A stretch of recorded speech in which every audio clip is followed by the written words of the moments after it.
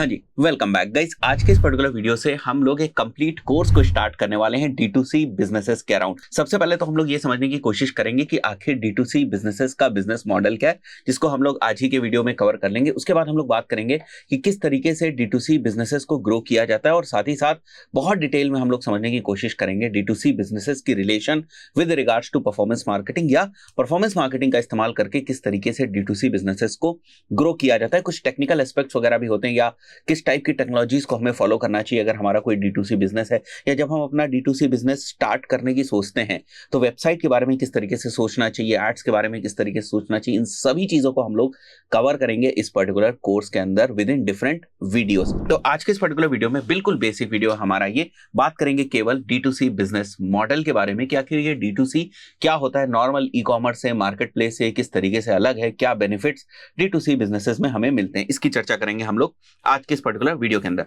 So guys, जैसे कि नाम से हमें पता चल रहा है D2C, इसका फुल फॉर्म होता है डायरेक्ट टू कंज्यूमर, राइट। तो इस मॉडल के अंदर क्या होता है, you are just eliminating the middle man from the process, right. And this kind of business usually starts with the web, यानी कि वेबसाइट से जनरली D2C बिजनेसेस स्टार्ट होते हैं। अब क्या होता है कि जैसे फॉर एग्जांपल एक मैन्युफैक्चरर, राइट, यहाँ पर एक मैन्युफैक्चरर है, और जब ये अपना जो प्रोडक्ट है वो डायरेक्टली ना किसी कंज्यूमर तक पहुंचाता है तो उसी को हम लोग D2C बोलते हैं। तो जनरली मैन्युफैक्चरर ने भाई प्रोडक्ट बना दिया, अब उसको अगर सेल करना है तो उसे किसी ना किसी वेबसाइट के ऊपर जाना पड़ेगा। तो अपनी एक वेबसाइट बनाता है और उसके ऊपर फिर अपने जो प्रोडक्ट्स हैं उनको लिस्ट करता है, और फिर वहां पर जो ट्रैफिक है वो लेकर आता है। ट्रैफिक का जो सोर्स है ना वो बहुत इंपॉर्टेंट है यहाँ पर, क्योंकि इनिशियली जब आपका D2C बिजनेस होता है उस वक्त आपके पास कोई सोर्स नहीं होता है, पहले से कोई सोर्स नहीं होता है जहां से आप ट्रैफिक को जो है वो डाइवर्ट कर पाए अपनी वेबसाइट के ऊपर। तो आपके पास एक ही चारा बचता है, वो होता है परफॉर्मेंस मार्केटिंग, यानी फेसबुक एड्स और गूगल एड्स। उनका आप सहारा लेते हैं और वहां से जो ट्रैफिक है उसको अपनी वेबसाइट के ऊपर लेकर आ जाते हैं, और वहां पर थोड़ा सा ट्रैफिक और टारगेटिंग थोड़ी आसान भी होती है। तो ये काम आपका बहुत ही जल्दी हो जाता है, बशर्ते अगर आप SEO वगैरह के चक्कर में पड़े तो उसमें बहुत ही ज्यादा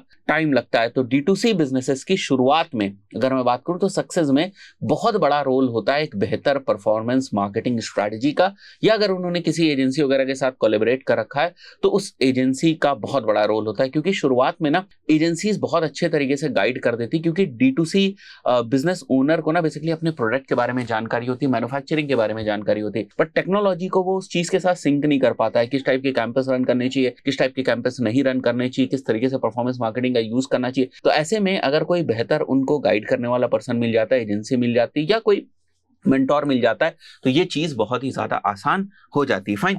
सो यहां पर हमने बेसिक डेफिनेशन लिखी हुई है, direct to consumer D2C is interesting for manufacturers as it offers them opportunity to bypass retailers and sell their brands directly, right?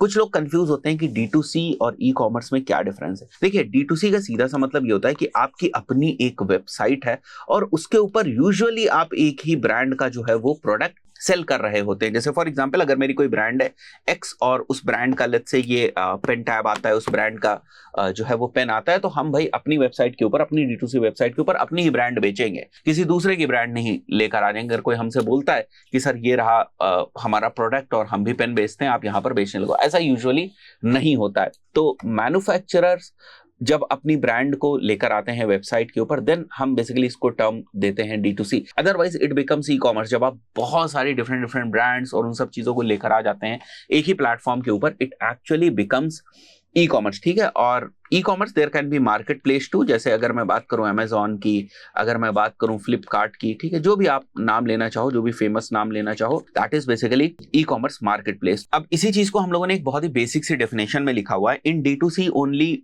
One brand is involve, whereas in generalized e commerce there can be a market place too. Fine. इसके बाद थोड़ी सी हम लोग बात करते हैं कि D2C में क्या बेनिफिट्स हैं। एक तो बेहतर कस्टमर एक्सपीरियंस रहता है, क्योंकि वहां से जो मिडिल मैन है ना, बीच से वो मिडिल मैन जो है वो एलिमिनेट हो जाता है। तो एक्चुअली आप डायरेक्ट कस्टमर के फीडबैक के भी डायरेक्ट कांटेक्ट में रहते हैं कि कस्टमर क्या बोल रहा है, और उसके अकॉर्डिंग अपने प्रोडक्ट्स वगैरह में मॉडिफिकेशन कर पाते हैं। बट ये चीज तभी पॉसिबल होती है जब मैन्युफैक्चरिंग आपके कंट्रोल में होती है। तो D2C बिजनेस में एक बहुत ही इंपॉर्टेंट चीज जो है वो रहती है, वो है मैन्युफैक्चरिंग। अगर मैन्युफैक्चरिंग आपके कंट्रोल में, अगर प्रोडक्ट आपके कंट्रोल में, उसकी मैन्युफैक्चरिंग आपके कंट्रोल में है, तो according to the signal that you are getting from your existing customers, उसके हिसाब से आप मॉडिफिकेशन कर सकते हैं। या जब भी आप टेस्टिंग करते हैं ना, तो टेस्टिंग के टाइम में आपको सिग्नल्स की बहुत जरूरत पड़ती है। तो जब भी आपका मार्केट में प्रोडक्ट जाता है ना, उसके बाद वहां से मार्केट से रिस्पॉन्स आना शुरू होता है। तो जो रिस्पॉन्स आता है उसके बेसिस पर आपको अपने प्रोडक्ट्स में कुछ चेंजेस करने पड़ सकते हैं, जरूरी नहीं करने पड़े, हो सकता है करने पड़ सकते हैं, तो वो कंट्रोल आपके पास होना चाहिए। ऐसा नहीं हो कि ट्रेडिंग कर रहे हैं आप, राइट। सो आप समझिए there is difference between manufacturing side D2C and trading. Trading क्या हुआ, ये प्रोडक्ट मेरे पास आया, 10 रुपए का मैंने खरीदा, आगे 12 रुपए का भेज दिया, वो मेरे लिए एक तरीके से ट्रेडिंग हो गई। अब अगर मुझे कोई फीडबैक मिल रहा है तो मैं या तो इस पूरे के पूरे प्रोडक्ट को ही चेंज कर दूं, मैं कहूं कि भाई ये वाला प्रोडक्ट मेरे को नहीं बेचना है क्योंकि इस प्रोडक्ट का जो मेरे को निगेटिव फीडबैक मिल रहा है, बट वहां पर फिर D2C में बहुत ज्यादा आपको मजा नहीं आएगा। तो उस पर्टिकुलर केस में जब मैन्युफैक्चरर्स होते हैं तो उनके पास कंट्रोल होता है। अब देखिए, वो हो सकता है कि वो डायरेक्ट मैन्युफैक्चरर्स ना हो सकता है कोई मैन्युफैक्चरिंग यूनिट जो है वो उनको सपोर्ट कर रही हो, but again the point is कि जो सिग्नल्स, जो फीडबैक कंज्यूमर से आ रहा है वो प्रॉपरली एड्रेस हो रहा है या नहीं हो रहा है। Fine, then you have the data.